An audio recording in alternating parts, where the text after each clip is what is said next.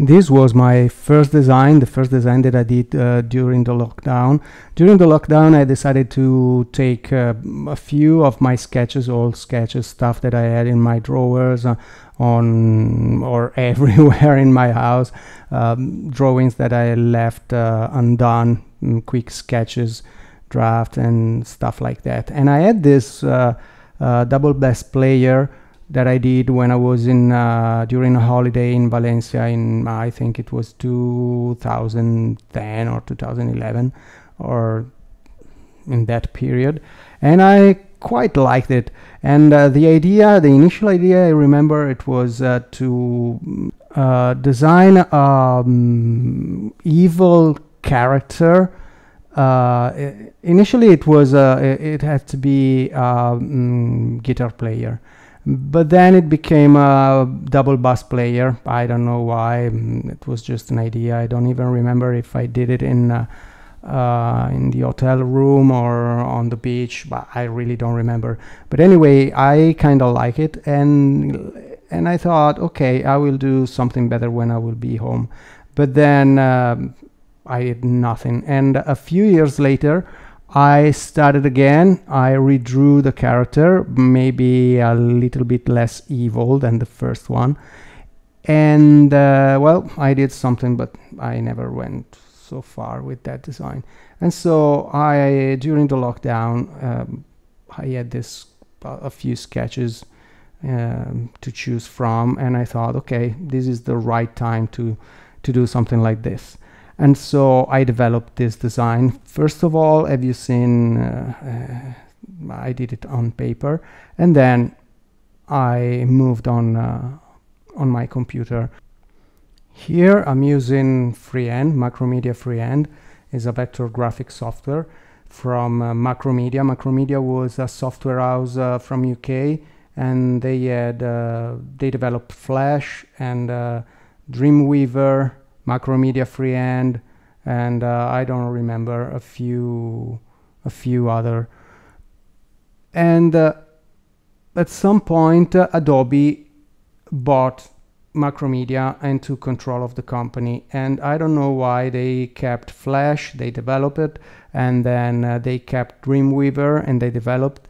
And strangely enough, I thought that Go Live from Macromedia, from Adobe, was far better than Dreamweaver. But between Adobe Illustrator and Macromedia Freehand, I think that there was no game. Macromedia Freehand was far, far better than Adobe Illustrator. And nowadays, I still think that Freehand is better than Adobe Illustrator. Probably because I got used to use Macromedia Freehand since the start, since the 90s, and so I got used to all the tricks, all the keyboard shortcuts and stuff like that. But anyway, I still think it's far better and faster than Adobe Illustrator, and more intuitive than Adobe Illustrator. But anyway, nowadays to use Macromedia Freehand, you need, of course, to know and understand the software, and you can run it at least on Mac only in an emulation environment. Because after Snow Leopard you cannot use Macromedia Freehand. You can use it until Snow Leopard. After that you cannot use it because the system is completely different and so on. Anyway, I used it to do all the outline, especially for the double bass, because of course it's something so precise that I prefer to use a software. Here, as you can see, I decided to change the size of the double bass because it was too imprecise. It looked like a friend of mine told me it looks like a cello instead of a double bass. So I checked the dimensions and so on, and so I modified it in Illustrator. I can use both Macromedia Freehand and Illustrator. But if I have to start from scratch, I definitely prefer to work on Macromedia Freehand and then imported the design or whatever I did from Macromedia Freehand to Illustrator to just make it available for everyone if I have to exchange my work with someone else, or just to do a little bit of modification to my design and stuff like that, just to copy and paste on Photoshop. So as you can see here, I'm using Illustrator to make something precise. And I was telling you, I prefer to use vector graphics to create my drawings, especially not all my drawings. When I have to design something really precise, like a car, an airplane, something really precise with straight or curved line, instead of doing it freehand, I definitely prefer to use vector graphic. That is something like using a ruler or a curvilinear or something like that. I don't know exactly the name in English. It's a kind of ruler, but curved, to make nice curved lines, something like that. I think you figure what I'm talking about. I lost a step in my recording, as you can see. I lose a step probably. When I do this recording, I lose sometimes. I forget sometimes to record what I'm doing, so a few steps maybe are missing, but anyway, I think you get pretty much the idea of what I'm doing. Usually I do a flat color on my model, and then I start adding lights, shadows, and so on. I lost track on the shoes because I started drawing the shoes, then I didn't know how to work on the shoes. I was using pictures and stuff like that, but suddenly I realized I have those shoes. So I took my shoes, I put them on my table, and then I just drew from life. Even if you can see the picture that I was using as a reference also for the jeans, and I did the same for the jeans. Here I was looking at Cliff Barton because I was looking for a reference for a tear to put on the trousers, but because my girlfriend, she's a fan of Psychobilly, because of course this double bass player, it turned out like very aggressive, something that could be like, yeah, a Psychobilly double bass player, but not completely, because in my mind it has to be something like I don't know, metalhead or something like that, between a metalhead, punk, Psychobilly, something. So I had in mind this tier, and the first person that come to mind was Cliff Barton. Here you can see I am actually drawing from life, looking at my shoes and adding a bit of reflections and stuff like that, but I'm doing it basically from life.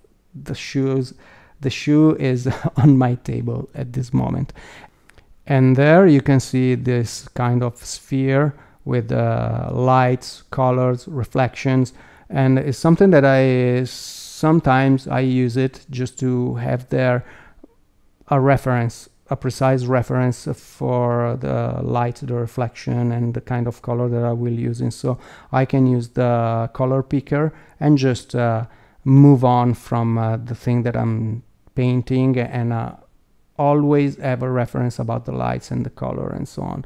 The other shoe, I just duplicated the first one, and then I place it there. I use the warp tool to make it look precise, and also it was useful because I had in mind this kind of distorted posture that I kind of like it. And here I'm using other references for the jacket and for the jeans. But as I told you before, at some point during the design I was and of course you can also see how I changed the idea of my double bass player. I just think, okay, I don't like this stuff. I prefer it more aggressive, and so I changed constantly because, as I told you, this was the first design that I did during the lockdown.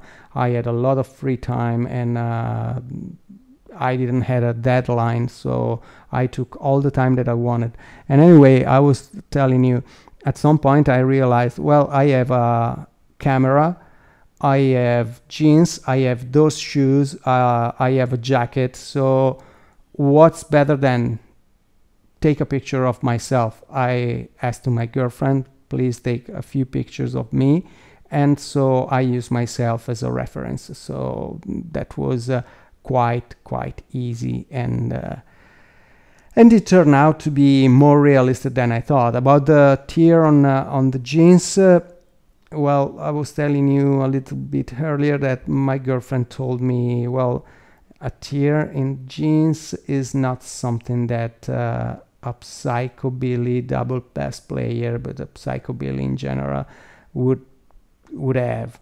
So there was a conflict in myself, because I really liked the idea of that tear, but at some point I realized that probably she was right. It was not really coherent with the character. And here you can see I'm trying to find out if it was a good idea to have this kind of distorted leg, but at some point I did a few trial and error, and I decided that was good. And about the shadow, I just paint something and I use overlay. Overlay, I think, is the method that I use mostly on Photoshop for shadows, lights, sometimes also for colors and stuff like that. There you can see my face and the position that I assume to see how the jacket creates folds and have something realistic. It's some kind of professional deformation that I have, because even if I love cartoons and stylized things and so on, during the years my clients asked for realistic stuff. In the tattoo world, or the realism is requested more than ever. So even if I try to convince a few clients that maybe it could be cool having some cartoonish stuff and so on, they always want something realistic. So even when I'm working on something like this that I want to be really cartoonish, I tend to do something realistic anyway. It's caricatural, but still there is a lot of realism in that. It's something that I was doing also when I was doing comics. I remember my last comic, that it was in 2000, well, not really the last one was in 2001, and it was a sci-fi realistic black and white comic. But before of that, there was a series of, well, erotic, but it was almost a porno comic. And it was, of course, well, not of course, but anyway, it was based in a tattoo shop. And I already used that kind of style, cartoonish, but still realistic. It was, let's say, a little bit grotesque. So I have... I would be unfair if I would say that I'm doing stuff so realistically, even when I'm doing something cartoonish.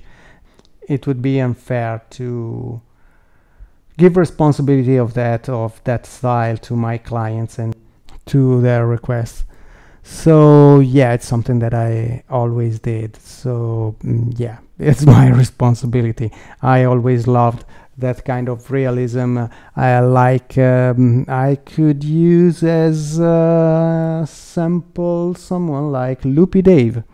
Yeah, that's the kind of artist that I really like, and that's the kind of style that I started in during the 90s, but also when I was in school. That kind of realism, but still caricatural stuff.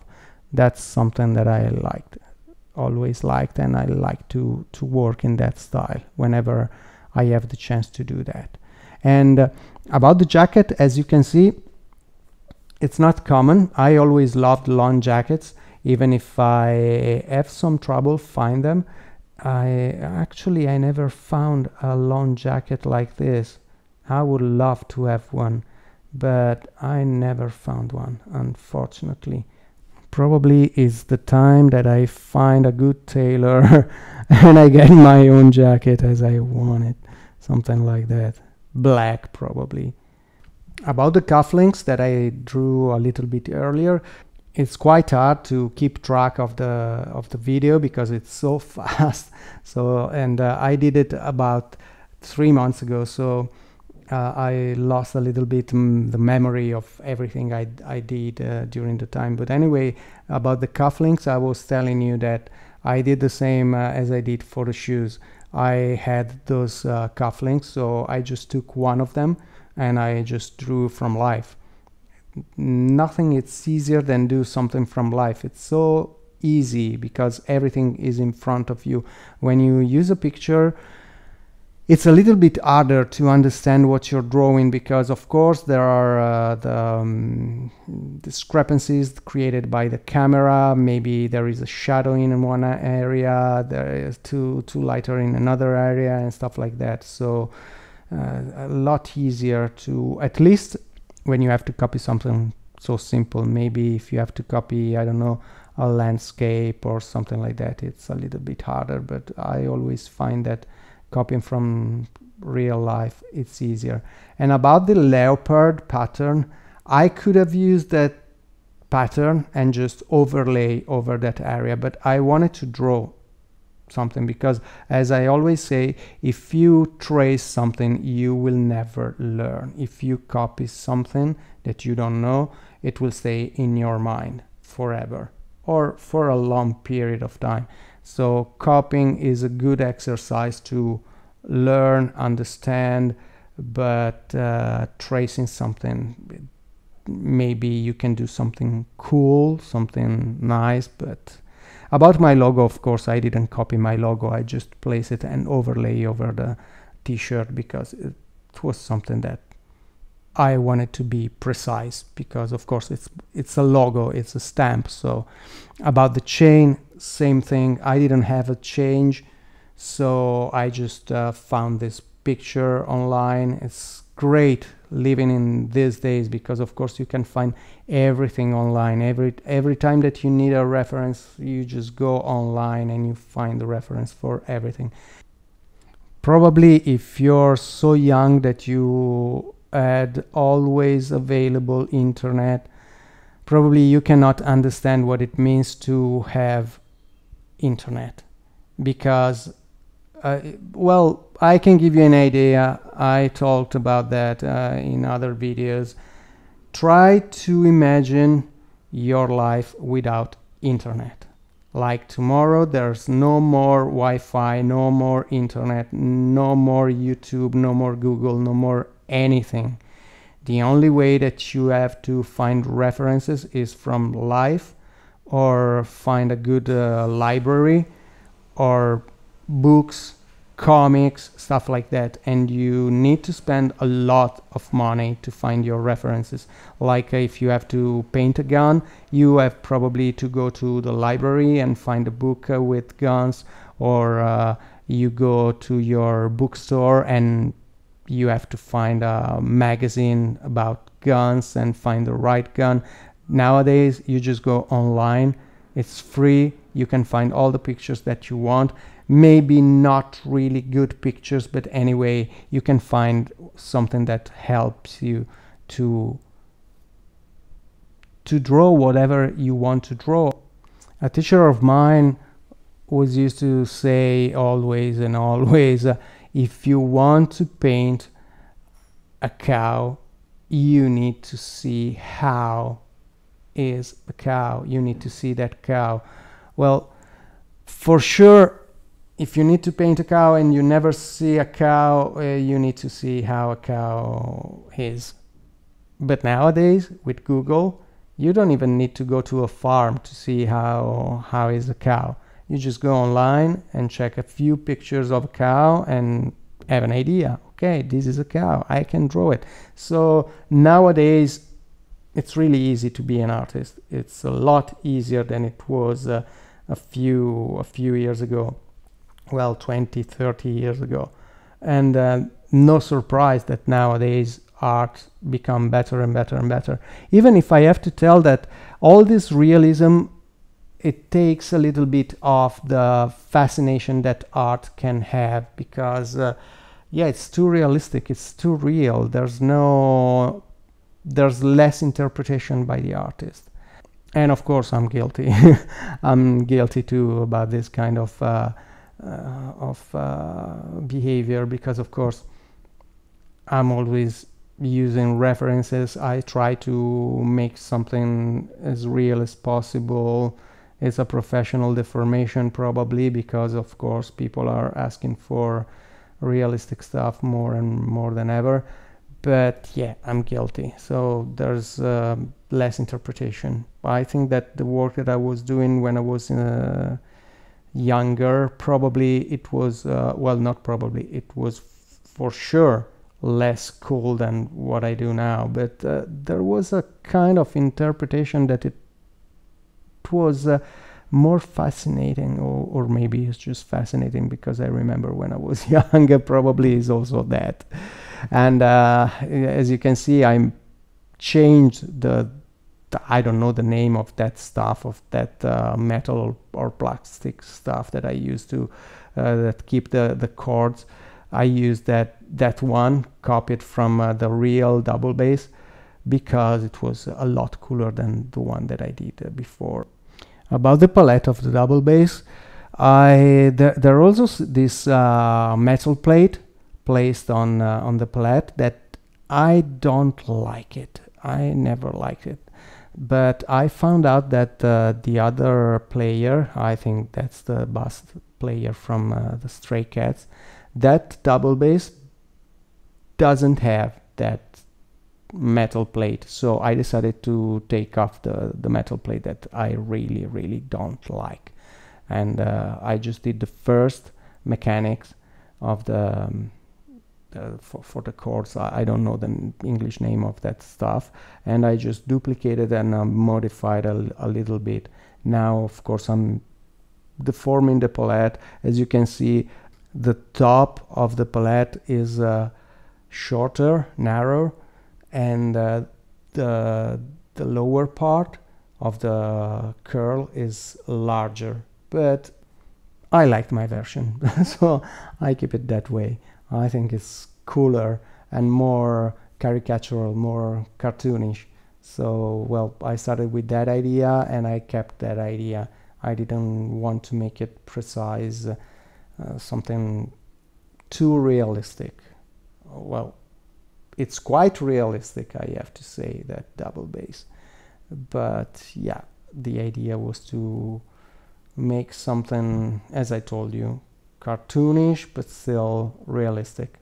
If I wanted to do something completely cartoonish, probably I wouldn't even use freehand. I wouldn't use the references. I wouldn't have taken picture of myself in the position to do the folds of the jacket and of the jeans in the right that way, and so on and so forth. So yeah, this is kind of style that I like. Well, I like many things. I like to do a lot of stuff, and probably that's my first problem as an artist. As my teacher was used to say, hey Jerry, it should be better if you would find a style and just concentrate on that style and do just that, because people need to recognize you, know who you are and what you do. If you do too many different things, people will forget about you because they don't they don't recognize your work, because of course you do too many things too different from each other. But I can't help it. I love to do a lot of stuff. I love to do cartoonish, I love to do realism, I love to do so many things. So it's I don't say that it's difficult to develop a style, because at some point I think that my style is there in a way or another in everything that I do. But yeah, probably if you want to become a really famous artist, you should choose something and do that over and over and over and over again. I remember I watched a video on YouTube a few weeks ago, and there was this artist that he said that he found the Sacred Grail when he was in a difficult period of his life, and he didn't know where to go with his art and so on. And so he had the chance to talk with another really famous artist. I don't remember the name of both, but anyway, the idea that this other artist gave him was, you don't know what to do? Well, just find an animal that you like. And I don't remember the animal. Let's say that it's a frog. And the other artist says, okay, you like the frog. Now, from now on, for 1 year, every day, just draw a frog, the same frog. And he started drawing this frog in many different styles, many different situations. And at some point, he developed a kind of story about this frog, and he became quite famous about this frog. It wasn't a frog, it was another animal. But anyway, the frog, and probably if you want to become famous, you should do something like that. I don't know, I'm not sure. It depends what are your goals in life. But anyway, as you've seen, as a reference for the mouth, I just use another design that I did in 2015, I think. So, yes, 2015. It was a Joker. I think that was one of my best works. I spent, I think, 2 months just for that. And here you can see I use a little bit of overlay, a little bit of yellow on the forehead, a little bit of red where there are the eye and the nose, and a little bit of gray on the lower part of the face, because the center part of the face where there are the eyes and the nose, there's more blood in there, so it's a little bit more reddish than the rest of the face, and the top part is more yellowish, and the lower part is more neutral, especially in males, because of course we have beard, so there is a kind of neutral tone, more gray, and for female is not gray, but anyway, more neutral tone than the center of the face. So this trick, just put a little bit of reddish and color in the center of the face, yellowish in the top part, and gray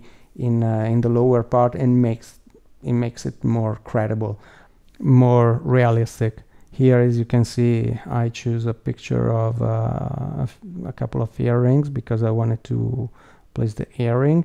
And about the hair, I had this idea that I didn't develop, and so I always say, if you have the chance to record your work, do it, because when you look at your work, what you've done, probably you will find there are ideas that you forgot, and you could say, oh fuck, I had that amazing idea, why I didn't develop it, why oh, how I forgot that idea. But you can use it later on another project. Like in this case, I wanted to make the hair like a shark fin, but I forgot.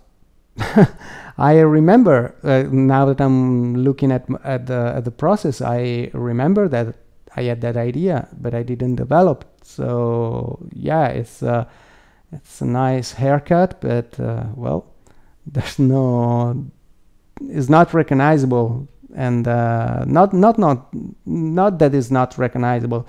It's not. It doesn't resemble a shark fin, but anyway. At some point, I thought that the character by himself, it wasn't enough. It looked a little bit sterile, as yeah, maybe cool for a sticker, but as an illustration it was too cold. There was something missing. It wasn't interesting enough. Yes, as I told you, it could be cool like a sticker, but just a bass player, it wasn't enough. I had to add something to make the image more interesting. So I had the idea to put this dragon. I had the idea to use a dragon like I don't know if you're familiar with Mulan, the movie from Disney. And I thought, here you can see I'm playing, just thinking about that as a sticker, but I didn't like it enough. So that's why I thought, okay, I want, now of course I'm playing also with colors, background and so on. So I had this idea, and I thought, okay, I will put a dragon. Now I'm retouching here and there, as you can see that here went on. And while I was designing this little dragon, I wasn't sure about what to do, and as you can see, I decided to use the dragon from Mulan as a reference. Why? As I think it was Einstein or Woody Allen, I don't remember. If you have to copy from the best, and that's what I did. It's not a copy, I just used that as a reference just to see how they played with the dimension, with the nose, with the eye, to make, of course, my own dragon. Probably someone could look at my dragon and think it remembers a little bit the Mulan dragon. Okay, no problem with that. Who cares? It's okay. So, and of course, it's a cool dragon with a bracelet, with earrings, and kind of stupid. Yeah, kind of stupid, but still fun to draw and also to look at. It's well, I really like it. I didn't know how to play because, of course, I wanted to work with complementary colors, because of course if you use complementary colors, they are more pleasing to the eye. So at first I thought about the orange behind and the dragon green, the purple on the double bass player was a good balance, but I didn't really like the orange background, so I decided to change to green and make the dragon orange, even if it was going to look probably too much like the Mulan dragon, but who cares? This is my dragon, and if the dragon is orange, is not a problem. As you can see, I duplicate stuff like the horns. I just drew one and then I duplicated. I don't see why I have to draw something that can be duplicated. So that's what I did with the horns, with the eye of the dragon and stuff like that. When I have the chance to save time while I'm working on something, I don't see why I shouldn't do that. And while I was drawing the dragon, I realized at some point that it was too close to the bass player face. They had too much details and importance, and they were too close, so it was taking the attention of the eye away from the double bass player. So at some point I decided to move in another place the dragon, because as an artist you need to drive the attention of the observer where you want it to go. Here I'm using a texture to make it more real, the jeans, to have it more realistic. It's a trick you can use, especially in illustrations. Of course, it's not something that you can do on a tattoo. And as you can see, I decided to move the dragon below the bass player, because it was I found that it's a lot better. It still have its own place, but it doesn't drive away the attention from the main character, that of course is the bass player. And I also liked the idea that it doesn't interfere with the playing of the bass player, and at the same time I like the hand placed on the bass, on the double bass. It's I think it's kind of cool. Even if I was a double bass player probably, and someone is touching my instrument while I'm playing, probably I would be quite pissed off. But anyway, it's a fun illustration, and I think it's kind of cool in that position with that hand placed there. And you can see at right all the levels that I'm using. I used a lot of levels in Photoshop to create this design. And I think that the power to use levels to work in Photoshop is one of the best features of this software and other software alike. You can design whatever you want, and then you move on another layer, and then another layer, and then you can move that layer, modify, without compromising all the work that you did before. Working on paper is completely different, is totally different.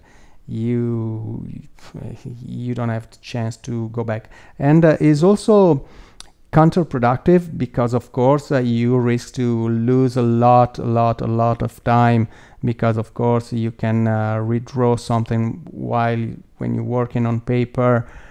You cannot go back, so it must be done alla prima. You cannot go back. Photoshop is great for that, but at the same time is counterproductive, because of course you can lose a lot of time. Well, not lose, spend a lot of time, a lot, really too much time. And when I'm zooming in my Photoshop works, I try to zoom no more than the print size, because of course you have to keep in mind that if you zoom too much, you risk to go too deep into details that probably you could not even see them when your work is printed. So yeah, probably I think that zooming to the print size is a good trick. Well, of course you can zoom a little bit more if you want to have something particularly detailed and work in really fine details, but I suggest, if the work is good and big enough, to never zoom more than print size. Well, if you're working on an illustration, probably is not a big problem if you zoom more than print size. But if you're working on a design that you have to tattoo, well, that probably it's a bad idea to zoom more than print size, because at that point you're losing time detailing something that you will not even able to tattoo, because of course you have to use needles, and you need to keep track, have in mind what kind of needle you have to use in your tattoo. So if you zoom more than print size, you will have a problem when you have to reproduce that design on scan. And when I was happy with the double bass player, the double bass, and the dragon, I thought that there was still something I could add to make it more interesting. And because my girlfriend, she likes little animals, funny animals, so I thought, okay, what about a little bat?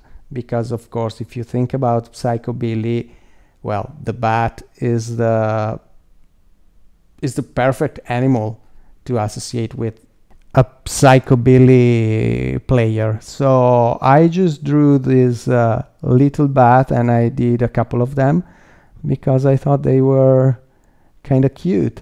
And also, let's say it's a little homage to my girlfriend, and also to because it's there is the aggressiveness of the double bass player, a little bit of stupidity, a little bit of fun of the dragon, and this little bass, well, they will be two, those little bass, they were given a little bit of tenderness to the, so there is a few emotion on the same illustration, and everything is